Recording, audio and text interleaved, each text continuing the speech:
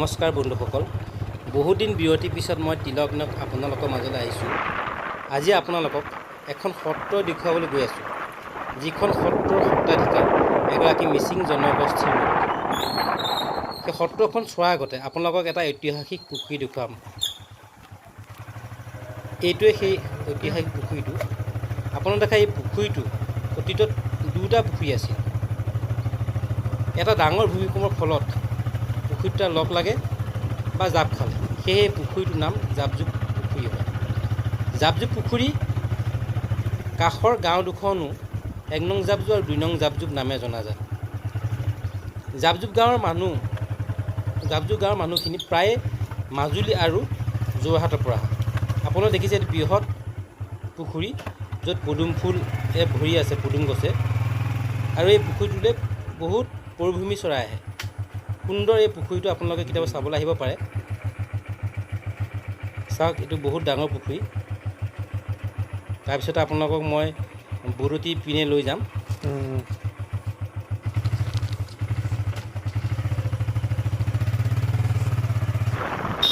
এতিয়া বোলক আমি বৰতী পিনে সত্ৰৰ পিনে গৈ থাকোঁ। আপোনালোক বৰতীৰ বিষয়ে মই এটা ৰসাল কাহিনী আপোনালোকক ক'ম। বৰতীৰ নাম কেনেকৈ হ'ল। তাৰ আগতে এইখন দেখিছে নেহেৰু উচ্চতৰ মাধ্যমিক বিদ্যালয়। শিক্ষাৰ ক্ষেত্ৰত বিশেষ স্থান আছে এইখন বিদ্যালয়। ময়ো এইখন বিদ্যালয়তে অধ্যয়ন কৰিছিলোঁ। এতিয়া আমি বৰতী যাম, আৰু বৰতীৰ নামটো কেনেকৈ হ'ল আপোনালোকক এটা ৰসাল কাহিনী মই ক'বলৈ ওলাইছোঁ। এবাৰ এজন ইংৰাজ চাহাব এই অঞ্চলত পৰ্যবেক্ষণ কৰিবলৈ আহিছিল, আৰু তেতিয়া এজন ঘাটৈক সেই ইংৰাজ চাহাবজনে লগ পাইছিল। লগ পাই সেই অঞ্চলৰ নামটো সোধে। ঘাটৈকজনে চাহাবৰ ভাষা বুজিব নোৱাৰি নিজৰ নাম সোধে বুলি ভাবি পেলাই উত্তৰ দিয়ে বৰদতী। তেখেতৰ নাম মানে বৰদতী আছিল। চাহাবজনে ইংৰাজী উচ্চাৰণ ভংগীমাৰে বৰ অদতী বুলি উচ্চাৰণ কৰে। কালক্ৰমে মানুহৰ মুখ বাগৰি পেলাই বদতী হয়, আৰু এইখন জনজাতি স্কুল। এইটো অঞ্চলৰ প্ৰায়বিলাক মানুহে ল'ৰা ছোৱালীয়ে এইখন স্কুলতেই শিক্ষা লাভ কৰে। এতিয়া আমি আহি পেলাই চাঙিনী সত্ৰৰ দুৱাৰমুখ ভৰি দিছোঁ, দুৱাৰমুখত পাইছোঁহি। এয়া প্ৰৱেশদ্বাৰ।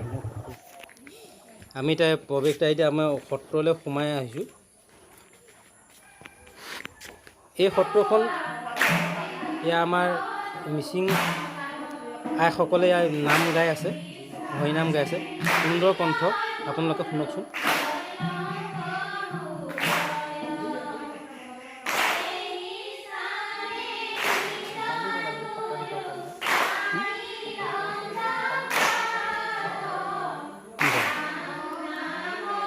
সত্ৰাধিকাৰ প্ৰভু বহি আছে। আমি সত্ৰাধিকাৰ মুখে প্ৰভুৰ বিষয়ে জানিম এই সত্ৰখনৰ ইতিবৃত্ত।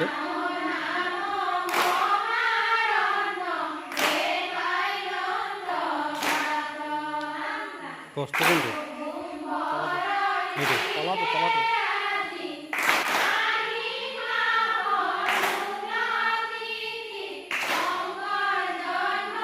সুন্দৰ সত্ৰ। সত্ৰাধিকাৰ প্ৰভু বহি আছে। আমি সত্ৰাধিকাৰ প্ৰভুৰ মুখেৰে আমি জানিম সত্ৰাধিকাৰ সত্ৰখনৰ ইতিবৃত্ত। চাওকচোন।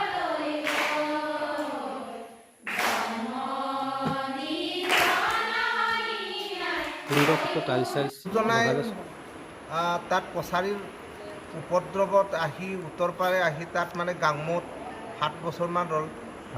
তাতো মানে অস্বাস্থ্যকৰ হোৱাৰ কাৰণে দপলাৰ উপদ্ৰৱত ইয়ালৈ আহিল।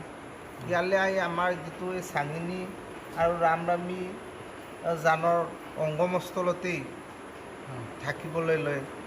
সেই টকা অৱস্থাত আমাৰ গুৰুচৰিত্ৰ মতে 1522 খ্ৰীষ্টাব্দত আছিল। তেতিয়া এই জেগাখন পানী দৌ হোৱাৰ কাৰণে, চাংপাতি আছিল কাৰণে সেইদিনাখনৰ পৰাই এই জেগাটোৰ নাম চাঙিনী হয় বুলি পেলাই কথিত আছে। আৰু চাঙিনী বিলখন এইখন কাষতে, আৰু ৰামৰামী জানখন এই আগত যিটো মণিকূটত লাগি থকাখন সেইখন ৰামৰামী জান বুলি কয়। তেতিয়াৰ পৰাই সেই অনুষ্ঠান বা গুৰুজনা যেতিয়া ইয়াত তিথাপি লৈছিলে আহি সেইদিনাখনৰ পৰাই স্থাপিত বুলি আমি ধৰি লৈছোঁ। আৰু তেতিয়াৰ পৰা আমাৰ অঞ্চলৰ ৰাইজে মানে সেই গছজোপা এটা আছিল, তাতেই সেৱা কৰি আছিল। গছজোপাৰ তলতে গছজোপাখন সেই মণিকূট য'ত পৰিছে তাতেই নিজে বাগৰি গ'ল গছজোপা। মানে অসমৰ বিভিন্ন গছজোপাৰ তলতে সমূহ বিভিন্ন জনগোষ্ঠীৰ মানুহবিলাকে কিবা অপায়মঙ্গল হ'লে গছজোপাৰ তলতে সেৱা শুশ্ৰূষা কৰি আছিল। তাৰপাছত যেতিয়া গছজোপা গিৰি যায় তেতিয়া আমি গোটেই অঞ্চলৰ ৰাইজক সকলোৱে মত পোষণ কৰি তেতিয়াৰ পৰাই ৰাইজৰ অসযোগত সেই সত্ৰভাগ প্ৰতিষ্ঠা আৰম্ভ কৰা হয়। তেতিয়াৰ পৰাই আমি নিয়মীয়াকৈ চালি এখন দি পেলাই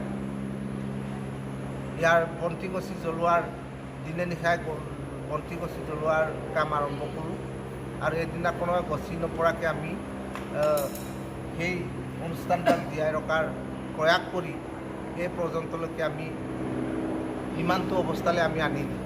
চৰকাৰৰ পৰা অনুদান পোৱাটো কথা কওক।